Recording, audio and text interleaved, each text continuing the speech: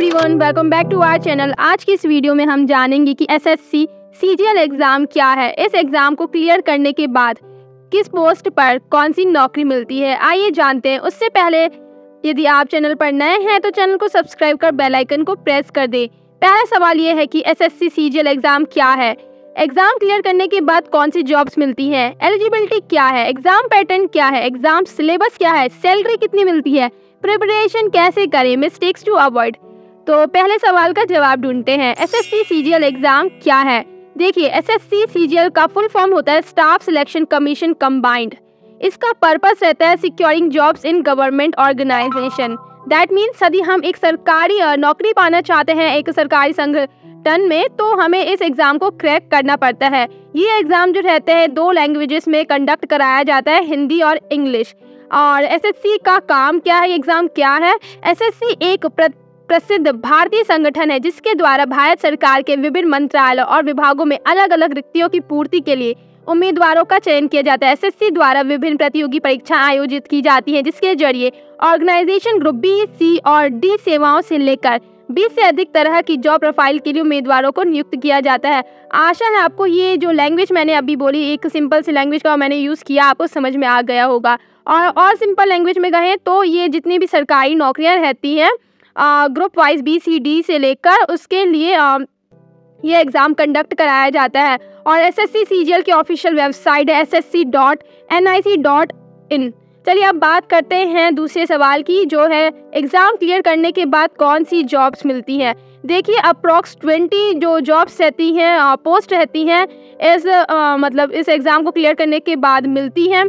और ये फ़िलहाल मैंने कुछ जो पोस्ट हैं उसके सामने डिपार्टमेंट शो किए हैं और साथ ही इसको क्लासीफाई किया गया है उनको ग्रुप्स के बिहाफ पे। तो देखिए, पहला जैसे है असिस्टेंट ऑडिट ऑफिसर, ये आता है Indian audit and account department under CNAG में, जबकि इसको बी ग्रुप में बांटा गया है। इसी प्रकार ही बाकी सारी पोस्ट हैं, इसको हमने डिफ्रेंशिएट किया गया on the behalf of department and on their grades. ठीक है, अब दूसरा सवाल ये आता है कि एलिजिबिलिटी क्राइटेरिया क्या है। देखिए, पहला जो कंडीशन रहती है कि candidate should be Indian citizen, मतलब भाई हमारा भारतीय नागरिक होना ज़रूरी है, तभी हम इस एग्ज़ाम को दे पाएंगे।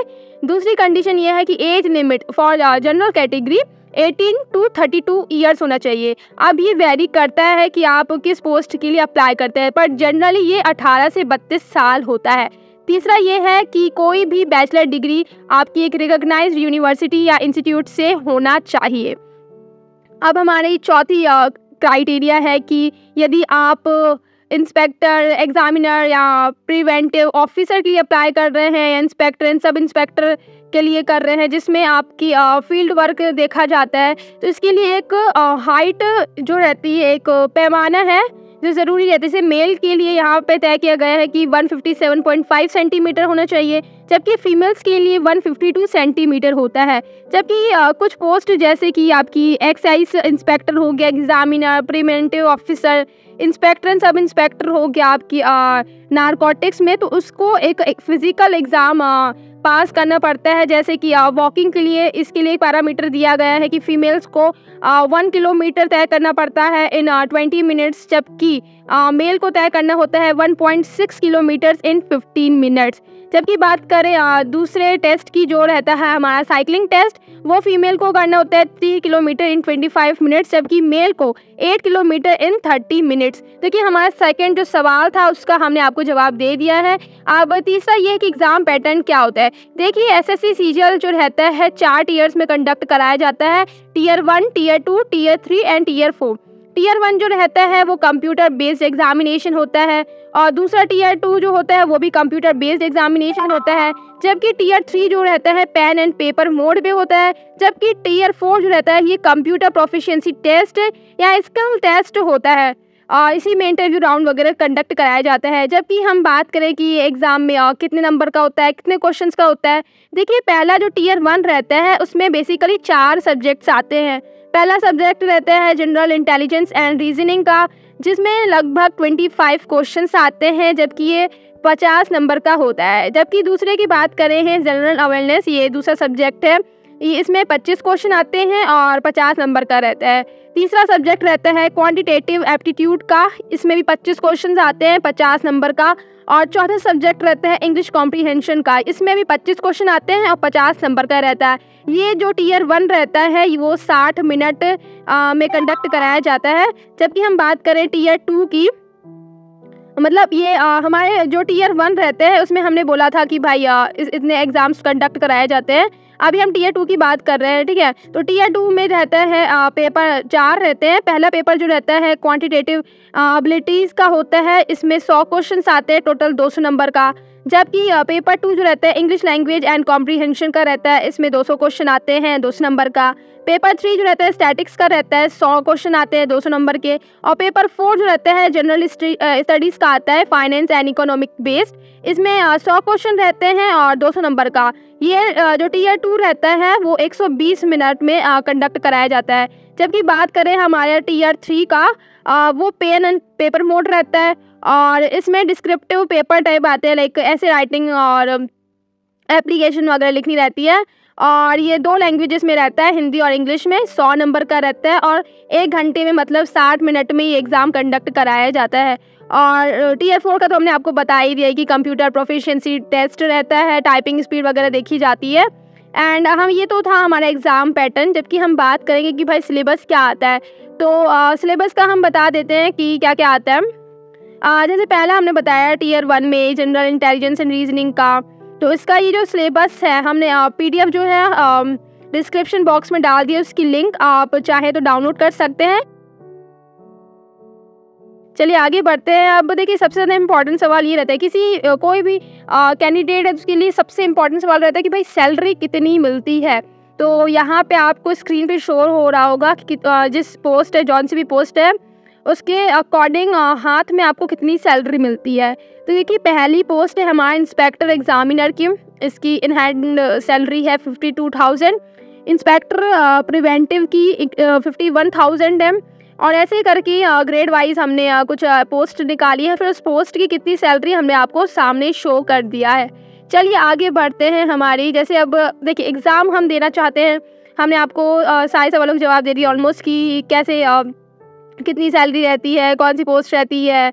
एंड अब हम बात करेंगे कि भाई प्रिपरेशन कैसे करें। तो यहाँ पे मैंने 9 पॉइंट्स सामने मेंशन किए हैं जो बहुत ज़्यादा इंपॉर्टेंट है। पहला पॉइंट है read syllabus, analyse high weightage. And second है assess your current preparation level, prepare day और month wise SSC CGL, know the previous year cut off, knowing the difficulty level, time management. यहाँ मैंने slots में बांटा हुआ है। 7वां मैंने क्या है, refer to topper, recommend study material. 8वां never say no to revision. 9 point start giving mock test. चलिए हम आगे बात करते हैं एक इंडिविजुअल टॉपिक, एक इंडिविजुअल जो पॉइंट है उस पर हम थोड़ा डिटेल बताएंगे, जिससे पता चले कि आपको प्रिपरेशन करनी कैसे। क्योंकि अभी मैंने जो बोला एक साथ बोला तो बहुतों को तो समझ में नहीं आया होगा, बट हम एक इंडिविजुअल पॉइंट का थोड़ा डिटेल बात करते हैं। देखिए पहला पॉइंट है हमारा रीड सिलेबस। देखिए मैंने सिलेबस आपको जो लिंक है मैंने डिस्क्रिप्शन में डाल दिया, आप वहाँ से चेकआउट करो। क्योंकि जब तक आपको सिलेबस पता नहीं चलेगा तो आप किसी भी एग्ज़ाम की तैयारी नहीं कर पाओगे। इसलिए अपने सबसे पहले अपने को सिलेबस पता करना होता है कि क्या है। आपने सिलेबस देख लिया। अब दूसरा मैंने पॉइंट शो किया कि एनालाइज हाई वेटेज टॉपिक्स। आप देखोगे किस टॉपिक से सबसे ज़्यादा क्वेश्चंस पूछे जाते हैं। आप उन क्वेश्चंस को आप कर रहे हो, उसके अकॉर्डिंग आपको पता चलेगा कि आपकी स्ट्रेंथ किस में है और किस में वीकनेस है। जिन टॉपिक्स में आपकी कमजोरी है उस टॉपिक को उठाओ और उसको क्लियर करते जाओ। नेक्स्ट पॉइंट है हमारा start preparing those respective subject topics first. ठीक है, तो जिन के पहले हमने बताया कि भाई सिलेबस देखो, वेटेज देखो, वेटेज के अकॉर्डिंग आप उनको सॉल्व करो, अपनी स्ट्रेंथ देखो, वीकनेस देखो, और फिर जो आपकी वीकनेस है फिर उन पर आप काम करना चालू करो। Move to other remaining topics eventually, मतलब आप धीरे धीरे आपकी जो हाई वेटेज थे उसके अकॉर्डिंग काम करते जाओ, फिर आपकी वीकनेस है उनको सुधारते जाओ, जिससे क्या होगा आपका पूरा सिलेबस कंप्लीट होता जाएगा बिल्कुल परफेक्ट वाइज। अब बात करते हैं दूसरे पॉइंट की, assess your current preparation level time. देखो आपका जो तैयारी होती जा रही है तो बीच बीच में आप टेस्ट वगैरह देते रहो, और जिससे आपको क्या पता चलता रहेगा कि आपने कितनी तैयारी कर लिया है। बिकॉज हम तैयारी करते जाते हैं, बट हमसे क्या होता है बीच बीच में कि हम पुरानी चीज़ें भूलते जाते हैं और नई चीज़ें तो हम अडेप्ट कर रहे हैं बट पुरानी चीज़ें भूलते जा रहे हैं। इसलिए बीच बीच में टेस्ट देते रहो और कुछ रिवाइज करते रहो, तो पता चल जाएगा आपको कि आपकी प्रिपरेशन कितनी हो चुकी है और कितनी बाकी। बीच बीच में आप अपना सिलेबस भी देखते रहो। तीसरा पॉइंट है प्रिपेयर डे और month wise SSC CGL study map. That means आपको अपना एक टाइम टेबल बनाना पड़ता है कि आपको अपने सिलेबस को बांटना है कि इस मंथ में इस दिन में मैं इतना काम करूँगा या करूँगी, ठीक है। पॉइंट 4 है no the previous year cut of. देखो आपकी तैयारी हो चुकी है, ऑलमोस्ट हम बात करें, मान लो आपने पूरी प्रिपरेशन कर ली है, बट आपको अब ये सोचना पड़ेगा कि जो पिछले साल का जो कट ऑफ गया था क्या मैं उस तक भी पहुंच पा रही हूँ या नहीं पहुंच पा रही। तो देखो आप यदि उस स्लॉट तक, उस कट ऑफ तक पहुंच पा रहे हो तो वेल एंड गुड कि वहाँ तक आप पहुँच गए। आप उसके आगे आप प्रिपरेशन करो कि हाँ मुझे लगता है कि मैं उस पैरामीटर, वो जो एक ऑब्स्टेकल था मैं उसको क्रॉस कर चुकी हूँ, अब मुझे थोड़ी और प्रिपरेशन करनी चाहिए। मतलब बेसिकली आपको उतना तो करना ही है एक सिलेक्शन लेने के लिए, ठीक है। और आप भाई जब पता चल जाएगा कि आप उस कट ऑफ तक नहीं पहुँच रहे तो आप और मेहनत करना चालू करो। फिफ्थ पॉइंट है नोइंग द डिफ़िकल्टी लेवल। पांचवा पॉइंट ये बताता है कि आप उन टॉपिक्स को ढूंढो जहाँ पे आपसे गलती हो रही है, जो चीज़ें आपसे नहीं बन रही हैं आप उन पर ज़्यादा फोकस करो।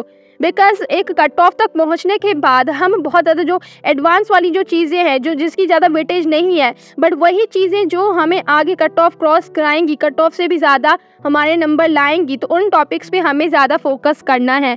देखिए छठवां पॉइंट है टाइम मैनेजमेंट फॉर प्रिपरेशन। देखिए सबसे ज़्यादा इंपॉर्टेंट क्या होता है किसी भी एग्ज़ाम में, कि आप टाइम मैनेज कर पा रहे हो, आप टाइम के अकॉर्डिंग ही आप अपने एग्ज़ाम को सॉल्व कर पा रहे हो, अपने एग्ज़ाम को दे पा रहे हो। बिकॉज बहुत सारे इसमें न्यूमेरिकल क्वेश्चंस आते हैं, रीजनिंग वाले आते हैं, तो इसके अकॉर्डिंग आपको अपने टाइम को मैनेज करना चाहिए।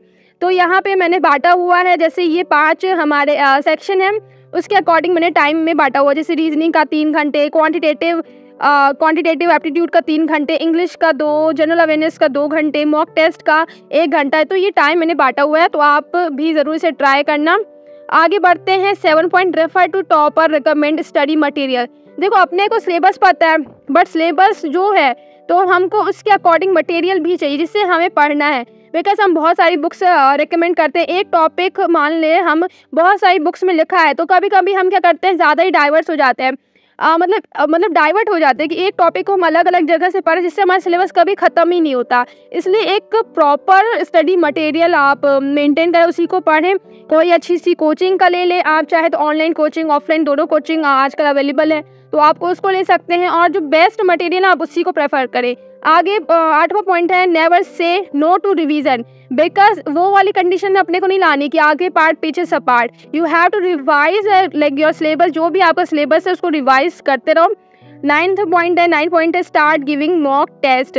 देखो लास्ट पॉइंट ये रहता है कि मॉक टेस्ट दो, because practice makes the man perfect. यदि आप प्रैक्टिस नहीं करोगे तो आप जैसे मान लो आप एग्जाम में जा रहे हो तो आपको लगेगा मेरे पास पहली बार मैंने ये एग्जाम दे रही हूँ, बट आप मॉक टेस्ट देते रहते हो ना तो आपकी आदत पड़ जाती है, जिससे एग्जाम में आपको वो फियर फैक्टर महसूस नहीं करना पड़ता। तो ये सारी प्रिपरेशन टिप्स थी। आगे बढ़ते हैं मिस्टेक्स टू अवॉइड। देखिए एग्जाम की प्रिपरेशन हमने कर ली, हमें पैटर्न पता चल गया, हमने फॉर्म सब सारी चीज़ें जो करने को थी हमने सब कर ली, बट सबसे ज़्यादा इंपॉर्टेंट ये आता है कि हम दूसरों की मिस्टेक्स को सीखें कि भाई दूसरों ने क्या मिस्टेक की थी और हमको वो मिस्टेक्स नहीं करनी है।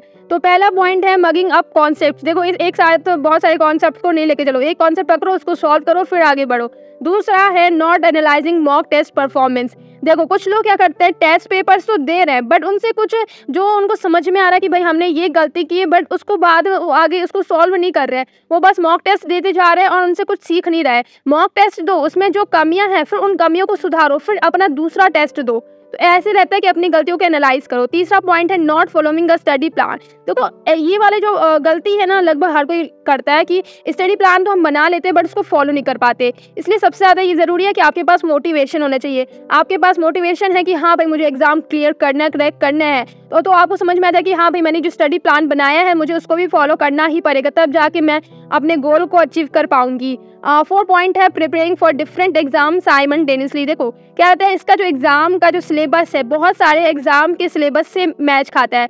तो बहुत सारे लोग क्या करते हैं कि लाइक सब पूरा सेम नहीं करते बट काफ़ी चीज़ें मैच करती है। तो बहुत सारे लोग एक साथ 3-4 एग्जाम्स की तैयारी करने लगते हैं, जिसके कारण क्या होता है कि हम एक टॉपिक को पूरी तरीके से ख़त्म नहीं कर पाते, और जितने भी टॉपिक आ रहे हैं सिलेबस रहता है सबका अलग अलग ऐसे मैशअप हो जाता है, जिसके कारण हम किसी एक सिंगल एग्जाम पर पूरा फोकस नहीं कर पाते। इसलिए जो भी करने ना एक एग्जाम पर फोकस करो फिर उसको फॉलो, है ना। और last but not the least point losing काम।